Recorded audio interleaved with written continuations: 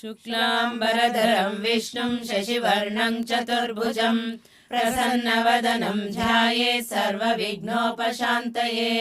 यस्य द्विरदवक्त्राद्याः पारिषाद्याः परश्शतं विघ्नं निघ्नन्ति सततं विश्वक्सेनं तमाश्रये। व्यासौ वसिष्ठनप्तारं शक्तेः पौत्रमकल्मषं पराशरात्मजं वन्दे शुकतातं तपोनिधिम्। व्यासाय विष्णुरूपाय व्यासरूपाय विष्णवे नमो वै ब्रह्मनिधये वासिष्ठाय नमो नमः। आविकाराय शुद्धाय नित्याय परमात्मने सदैकरूपरूपाय विष्णवे सर्वजिष्णवे। यस्य स्मरणमात्रेण जन्म संसारबन्धनात् विमुच्यते नमस्तस्मै विष्णवे प्रभविष्णवे। ॐ नमो विष्णवे प्रभविष्णवे। श्रीवैशम्पायन उवाच श्रुत्वा धर्मान् शेषेण पावनानि च सर्वशः युधिष्ठिरः शान्तनवं पुनरेवाभ्यभाषत। युधिष्ठिर उवाच किमेकं दैवतं लोके किं वाप्येकं परायणं स्तुवन्तः कं कमर्चन्तः प्राप्नुयुर्मानवा शुभम्। को धर्मः सर्वधर्माणां भवतः परमो मतः किं जपन्मुच्यते जन्तुर्जन्म संसारबन्धनात्। श्रीभीष्म उवाच जगत्प्रभुं देवदेवम् अनन्तं पुरुषोत्तमं स्तुवन्नाम सहस्रेण पुरुषः सततोतितः तमेव चार्चयन् नित्यं भक्त्या पुरुषमव्ययम् ध्यायन् सुवर्णमस्यश्च यजमानस्तमेव च अनादिनिधनं विष्णुं सर्वलोकमहेश्वरं लोकाध्यक्षं सुवर्नित्यं सर्वदुःखातिगो भवेत् ब्रह्मण्यं सर्वधर्मज्ञं लोकानां कीर्तिवर्धनं लोकनाथं महद्भूतं सर्वभूतभवोद्भवम् एष मे सर्वधर्माणां धर्मोऽधिकतमो मतः यद्भक्त्या पुण्डरीकाक्षं स्तवैरर्चेन्नरः सदा परमं यो महत्तेजः परमं यो महत्तपः परमं यो महद्ब्रह्म परमं यः परायणम् पवित्राणां पवित्रं यो मङ्गलानां च मङ्गलम् दैवतं देवतानां च भूतानां यो व्ययः पिता यतः सर्वाणि भूतानि भवन्त्यादियुगागमे यस्मिन् च प्रलयं यान्ति पुनरेव युगक्षये तस्य लोकप्रधानस्य जगन्नाथस्य भूपते विष्णोर्नाम सहस्रं मे शृणु पापभयापहम् यानि नामानि गौणानि विख्यातानि महात्मनः ऋषिभिः परिगीतानि तानि वक्ष्यामि भूतये ऋषिर्नाम्नां सहस्रस्य वेदव्यासो महामुनिः छन्दोनुष्टुप् तथा देवो भगवान् देवकीसुतः अमृतांशोद्भवो बीजं शक्तिर्देवकीनन्दनः त्रिसामा हृदयं तस्य शान्त्यर्थे विनियुज्यते विष्णुं जिष्णुं महाविष्णुं प्रभविष्णुं महेश्वरम् अनेकरूपदैत्यान्तं नमामि पुरुषोत्तमम् अस्य श्रीविष्णो दिव्यसहस्रनामस्तोत्रमहामन्त्रस्य श्रीवेदव्यासो भगवान् ऋषिः अनुष्टुप् छन्दः श्रीमहाविष्णुः परमात्मा श्रीमन्नारायणो देवता अमृतांशोद्भवो भानुरिति बीजम् देवकी नन्दन सृष्टेति शक्तिः उद्भवः शोभनो देव इति परमो मन्त्रः शङ्खबृहन्नन्दके चक्रीति कीलकम् शाङ्गधन्वा गदाधर इत्यस्त्रम् रथाङ्गपाणिरक्षोभ्य इति नेत्रम् त्रिसामा सामगः सामेति कवचम् आनन्दं परब्रह्मेति योनिः ऋतुः सुदर्शनकाल इति दिग्बन्धः श्रीविश्वरूप इति ध्यानम् श्रीमहाविष्णु प्रीत्यर्थे सहस्रनाम जपे विनियोगः ध्यानम् क्षीरोदन्वप्रदेशेषु शुचिमणिविलसत्सैकतैर्मौक्तिकानां माला क्लुप्तासनस्तस्फटिकमणिभैर्मौक्तिकैर्मण्डिताङ्गः शुभ्रैरभ्रैरदभ्रैरुपरि विरचितैर्मुक्तपीयूषवर्षैः आनन्देन पुनीयाधरिनलिन गदा शङ्खपाणिर्मुकुन्दः भूः पादौ यस्य नाभिर्वियदसुरनिलश्चन्द्रसूर्यौ च नेत्रे कर्णावाशा शिरोध्योर्मुखमपि दहनो यस्य वास्तेयमब्धिः अन्तस्तं यस्य विश्वं सुरनरखगो भोगि गन्धर्वदैत्यैः चित्रं रम्यते तं त्रिभुवनवपुषौ विष्णुमीशं नमामि शान्ताकारं भुजगशयनं पद्मनाभं सुरेशं विश्वाधारं गगनसदृशं मेघवर्णं शुभांगं लक्ष्मीकान्तं कमलनयनं योगिहृद्यानगम्यं वन्दे विष्णुं भवभयहरं सर्वलोकैकनाथं मेघश्यामं पीतकौशेयवासं श्रीवत्साङ्गं कौस्तुभोद्भासिताङ्गं पुण्योपेतं पुण्डरीकायताक्षं विष्णुं वन्दे सर्वलोकैकनाथं नमः समस्तभूतानामादिभूताय भूभृते अनेकरूपरूपाय विष्णवे प्रभविष्णवे सशङ्खचक्रं सकिरीटकुण्डलं सपीतवस्त्रं सरसीरुहेक्षणं सहारवक्षस्थलशोभिकौस्तुभं नमामि विष्णुं शिरसा चतुर्भुजम् छायायां पारिजातस्य हेमसिंहासनोपरि आसीनममुदश्यामं आयताक्षमलङ्कृतं चन्द्राननं चतुर्बाहुं श्रीवत्साङ्कितवक्षसं रुक्मिणी सत्यभामाभ्यां सहितं कृष्णमाश्रये ॐ नमो भगवते वासुदेवाय ॐ विश्वस्मै नमः विश्वं विष्णुर्वषट्कारो भूतभव्यभवत्प्रभुः भूतकृद्भूतभृद्भावो भूतात्मा भूतभावनः भूतात्मा परमात्मा च मुक्तानां परमागतिः अव्ययः पुरुषः साक्षी क्षेत्रज्ञोऽक्षर एव च योगो योगविदां नेता प्रधानपुरुषेश्वरः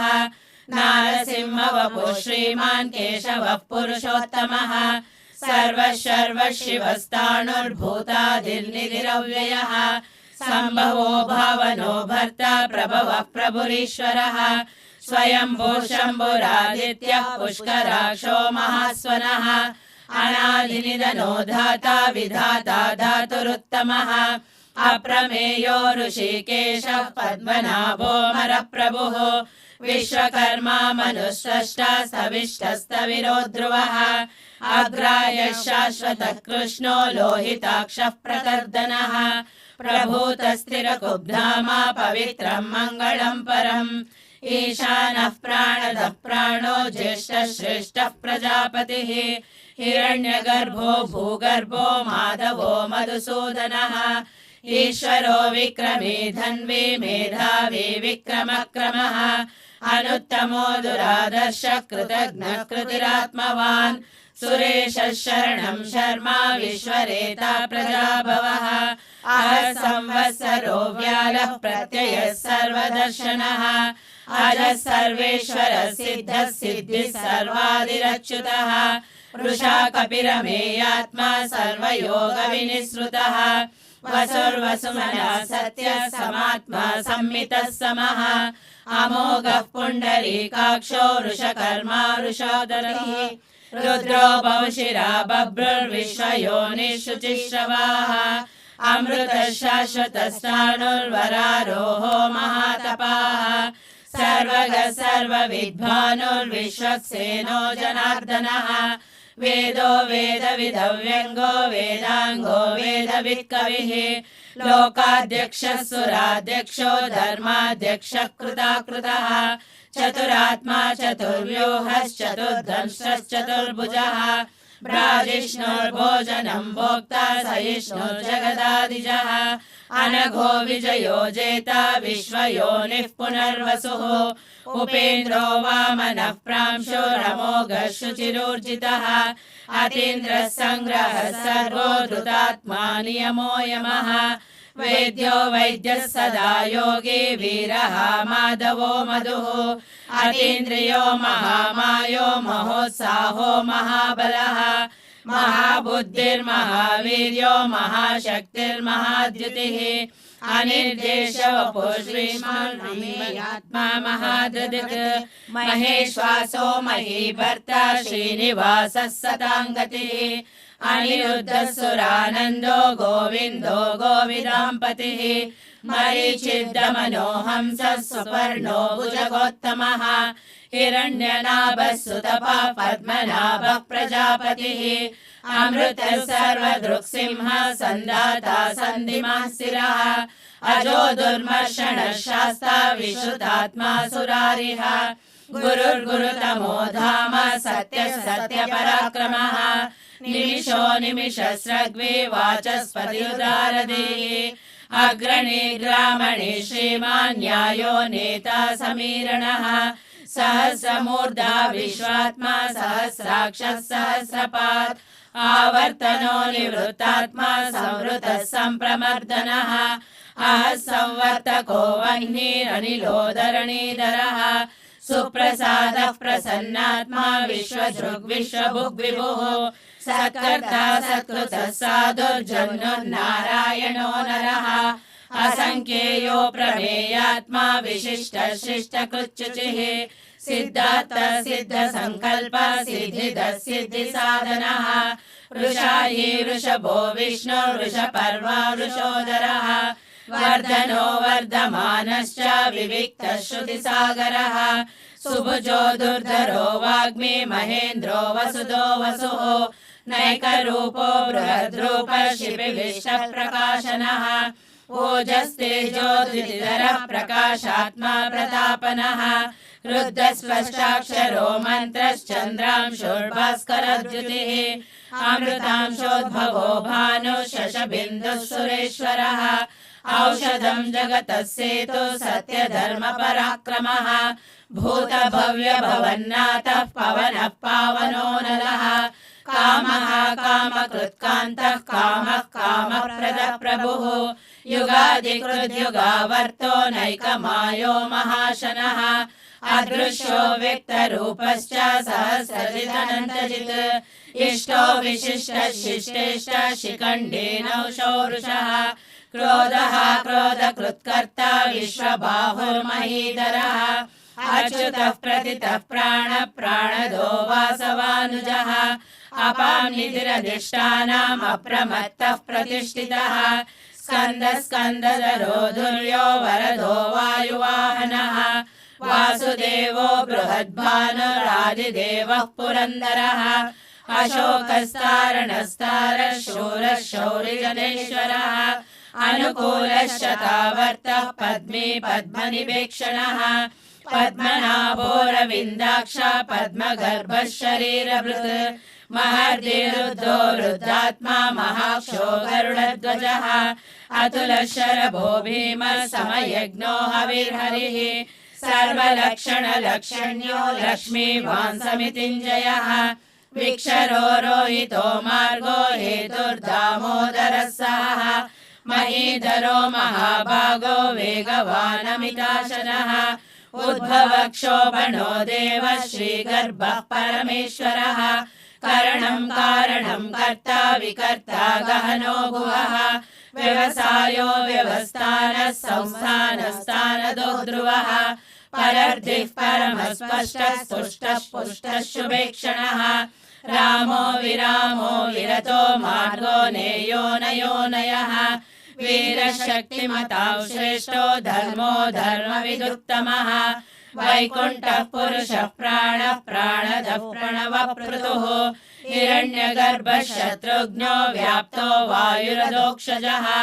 ऋतुः सुदर्शनः कालः परमेष्टि परिग्रहः उग्रसंवत्सरो दक्षो विश्रामो विश्वदक्षिणः विस्तारस्तावरस्ताणुः प्रमाणं बीजमव्ययम् अर्थोऽनर्थो महाकोशो महाभोगो महाधनः अनिर्विण्णस्तविश्वो भूर्धर्मयोपो महामकः नक्षत्रनेमिर्नक्षत्रे क्षमक्षामः समीहनः यज्ञयुज्यो महेज्यश्च क्रतुः सत्रं सताङ्गतिः सर्वदर्शी विमुक्तात्मा सर्वज्ञो ज्ञानमुत्तमम् सुहृतः सुमुखः सूक्ष्मः सुघोषः सुखदः सुहृत् मनोहरोजितक्रोधो वीरबाहुर्विदारणः स्वापनश्वशो व्यापी नैकात्मा नैककर्मकृत् वत्सलो वत्सलो वत्सी रत्नगर्भो धनेश्वरः धर्मकृद्धर्मी सदसक्षरमक्षरम्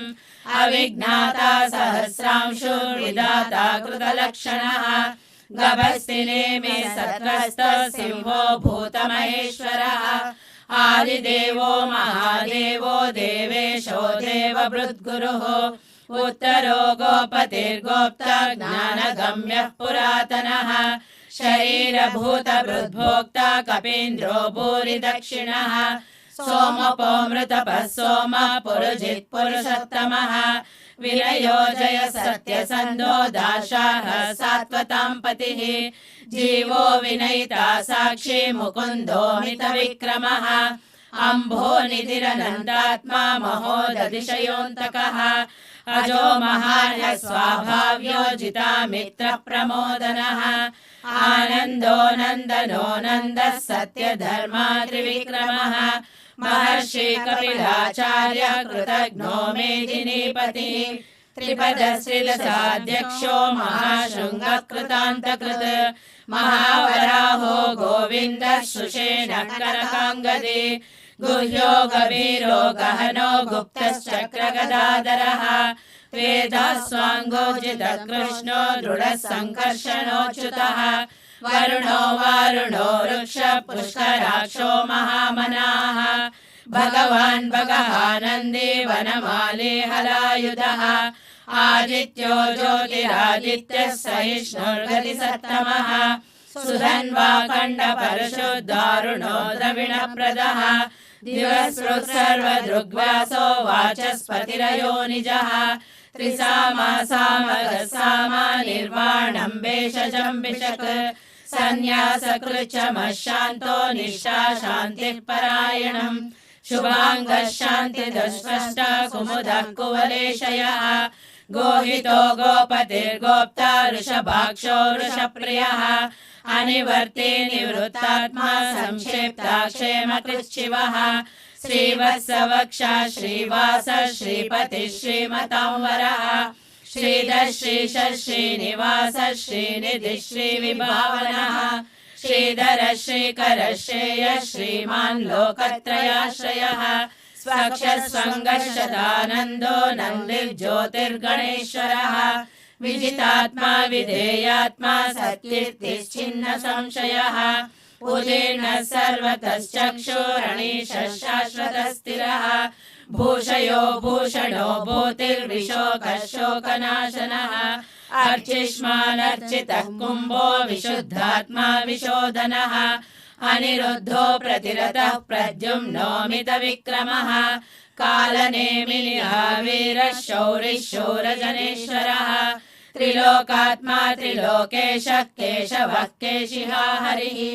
कामदेवः कामपालः कामी कान्तकृतागमः अनिर्देशवपुर्विष्णुर्वीरोऽनन्तो धनञ्जयः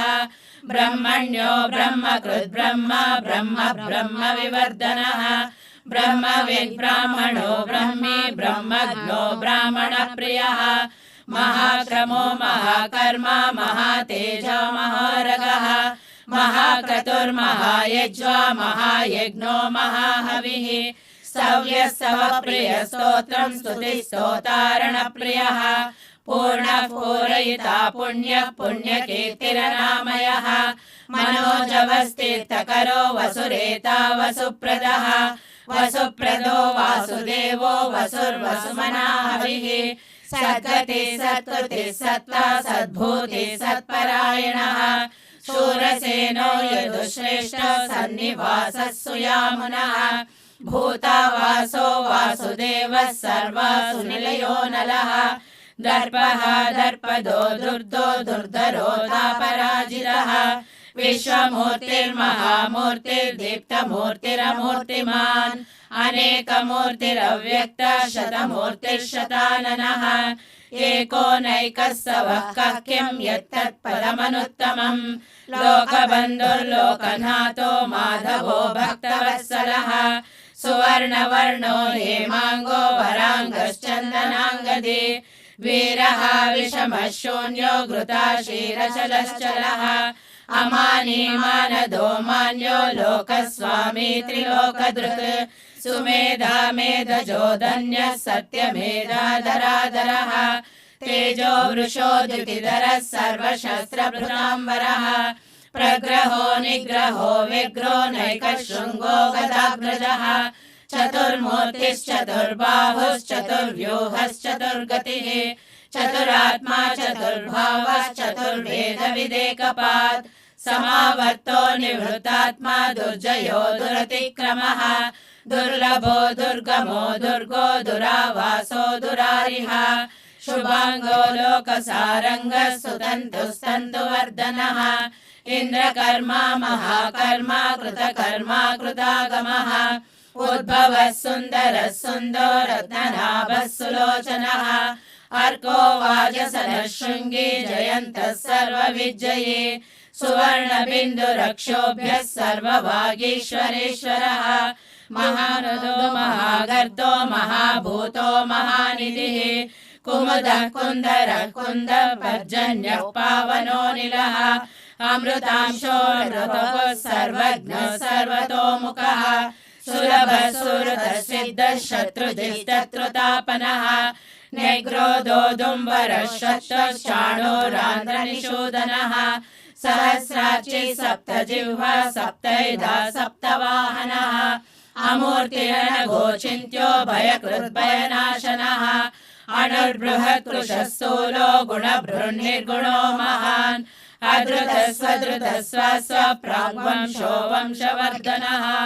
भारभृत्कथितो योगी योगेशः सर्वकामदः आशमः शमनः क्षामः सुपर्णो वायुवाहनः धनुर्धरो धनुर्वेदो दण्डो दमयिता दमः अपराजितः सर्वसहो नियन्ता नियमो यमः सत्त्ववान् सात्विकः सत्य सत्यधर्मपरायणः अभिप्रायः प्रियारोढः प्रियकृत्प्रीतिवर्धनः विहाय सगतिर्ज्योतिः सुरुचिर्वितभुग्विभुः रविर्विलोचनः सूर्यः सविता रविलोचनः अनन्तो हुतभुग्भोक्ता सुखदो नैकदोऽग्रजः अनिर्विण्णः सदामर्षि लोकाधिष्ठानमद्भुतः सनातनतमः कपिलः कपिरव्ययः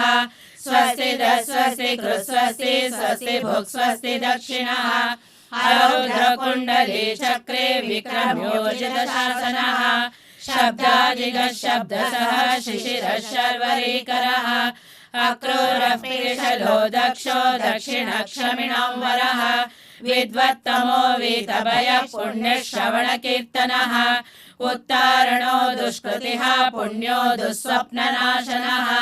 वीरः रक्षणः सन्तो जीवनः पर्यवस्थितः अनन्तरूपोऽनन्तः श्रीजितमन्युर्भयापहः चतुरश्रो गभीरात्मा विदिशो व्यादिशो दिशः अनादिर्भूर्भुवो लक्ष्मी सुविरो रुचिराङ्गदः जननो जनजन्मादिर्भीमो भीमपराक्रमः आधारनिलयो दाता पुष्पहासः प्रजागरः ऊर्ध्वगः सत्पदाचारः प्राणदः प्रणवः प्रणः प्रमाणं प्राणनिलयः प्राणभृत् प्राणजीवनः तत्त्वं तत्त्वविदेकात्मा जन्म मृत्युजराधिगः भूर्भुवः स्वस्वरुस्तारः सविता प्रपितामहः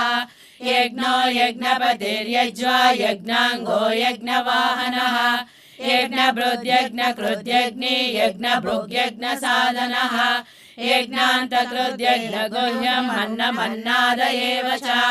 आत्मयोनिः स्वयं जातो वैखानः सामगायनः देवकीनन्दनः स्रष्टा क्षितेशः पापनाशनः शङ्खबृन्नन्दके चक्रे शाङ्गधन्वा गदाधरः रथाङ्गपाणिरक्षोभ्यः सर्वप्रहरणायुधः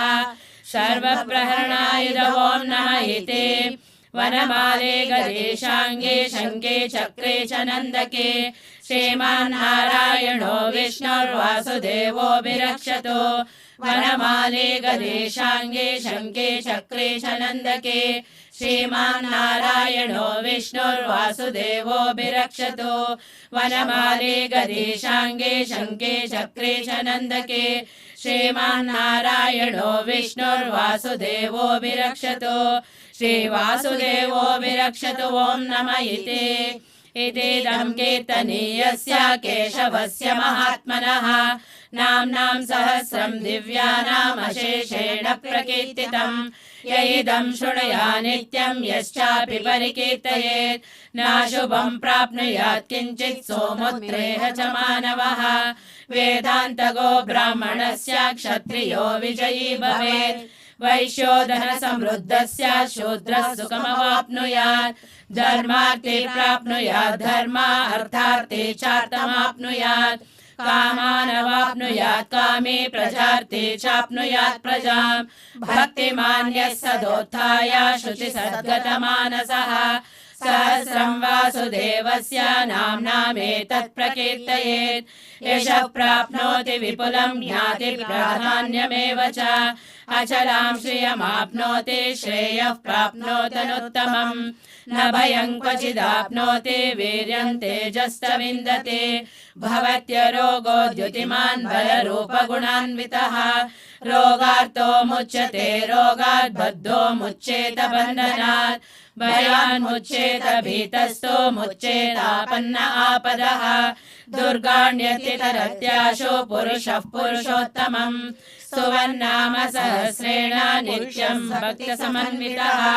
वासुदेवाश्रयो मर्त्यो वासुदेवपरायणः सर्वपापविशुद्धात्मा याति ब्रह्म सनातनम् न वासुदेव भक्तानामशुभं विद्यते क्वचित् जन्म मृत्युजरा व्याधि भयं नैवोपजायते इमं स्तवमधीयान श्रद्धा भक्तिसमन्वितः युज्येतात्मसुखं शान्ति श्रीधुति स्मृतिकीर्तिभिः न क्रोधो न च मात्सर्यं न लोभो नाशुभामतिः भवन्ति कृतपुण्यानां भक्तानां पुरुषोत्तमे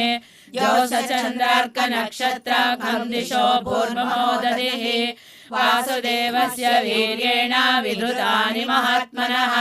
ससुरासुरगन्धर्वं स यक्षोरगराक्षसम् जगद्वशे वर्ततेदं कृष्णस्य सचराचरम् इन्द्रियाणि मनोबुद्धिः सत्त्वं तेजो बलं धृतिः वासुदेवात्मकान्याहुः क्षेत्रं क्षेत्रज्ञ एव च सर्वागमानामाचारः प्रथमं परिकल्प्यते आचारप्रभवो धर्मो धर्मस्य प्रभुरच्युतः ऋषयः पितरो देवा महाभूतानि धातवः जङ्गमाजङ्गमं छेदं जगन्नारायणोद्भवम् योगो ज्ञानं तथा साङ्ख्यं विद्या शिल्पादिकर्म च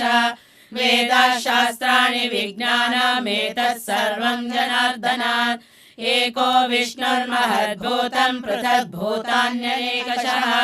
त्रिलोकान् व्याप्य भूतात्मा भुङ्क्ते विश्वभुगव्ययः इमं स्तवं भगवतो विष्णुर्व्यासेन कीर्तितम् पठेति चेत् पुरुषः श्रेयः प्राप्तुं सुखानि च विश्वेश्वरमजं देवं जगतः प्रभुमव्ययम् भजन्ति ये पुष्कराक्षं न ते यान्ति पराभवम् न ते यान्ति पराभवम् नमयेति अर्जुन उवाच पद्मपत्रविशालाक्ष पद्मनाभसुरोत्तमा भक्तानामनुरक्तानां त्राता भव जनार्दन श्रीभगवानुवाच यो मां नाम सहस्रेण स्तोतुमिच्छति पाण्डव सोऽहमेकेन श्लोकेन सुत एव न संशयः सुत एव न संशय ॐ नम इति व्यास उवाच वासनाद्वासुदेवस्य वासितं भुवनत्रयम् सर्वभूतनिवासोऽसि वासुदेव नमोऽस्तु ते वासुदेव नमोऽस्तु ते ॐ नम इति पार्वत्युवाच केनोपायेन लघुना विष्णोर्नाम सहस्रकम् पठ्यते पण्डिते नित्यं श्रोतुमिच्छाम्यहं प्रभो ईश्वर उवाच श्रीराम राम रामेति रमे रामे मनोरमे सहस्रनाम तत्तुल्यं राम नाम वरानने श्रीराम राम रामेति रमे रामे मनोरमे सहस्रनाम तत्तुल्यं राम नाम वरानने श्रीराम राम रामेति रमे रामे मनोरमे सहस्रनाम तत्तुल्यं राम नाम वरानने राम नाम वरानन ॐ नम इति ब्रह्मोवाच नमोऽस्त्वनन्ताय सहस्रमूर्तये सहस्रपादाक्षि शिरोरुबाहवे सहस्रनाम्ने पुरुषाय शाश्वते सहस्रकोटियुगधारिणे नमः सहस्रकोटियुगधारिणे नमः ॐ नम इति संजय उवाच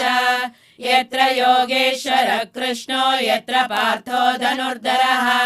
तत्र श्रीविजयो भूतिर्ध्रुवा नीतिर्मतिर्मम श्रीभगवानुवाच अनन्याः चिन्तयन्तो मां ये जनाः पर्युपासते